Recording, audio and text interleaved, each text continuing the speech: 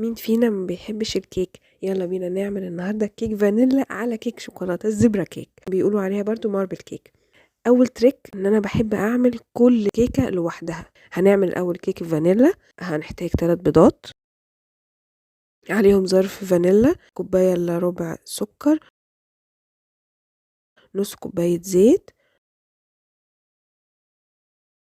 ونقلب كله مع بعضه لغايه ما يدينا لون الكريمي. بعد كده هنحتاج كوبايتين دقيق عليهم ظرف بيكنج باودر، كوبايه الا ربع لبن، ونقلب كله كويس لغايه ما يدينا القوام اللي انتوا شايفينه ده. هو قوام اتقل سنه من الكيك العادي. بعد كده هنعمل بقى الكيكه الشوكليت. هنحتاج 3 بيضات وكوبايه الا ربع سكر، عليهم ظرف فانيلا، نص كوبايه زيت.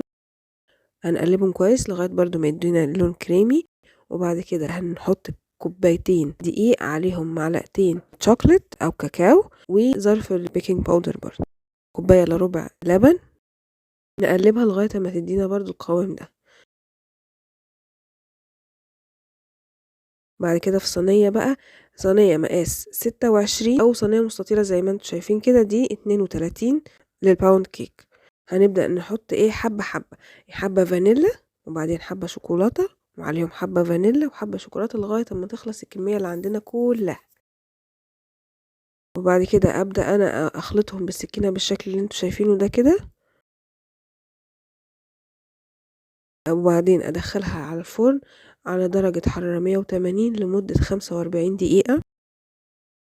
في الآخر هتطلع لنا بالشكل ده. شايفين هي الألوان مفصولة، حلاوتها بقى مع كوباية شاي الصبح في الفطار. ما تنسوش بقى لما تجربوها تقولوا لي ايه رأيكم فيها، تعملوا لنا سبسكرايب. وبالهنا والشفا.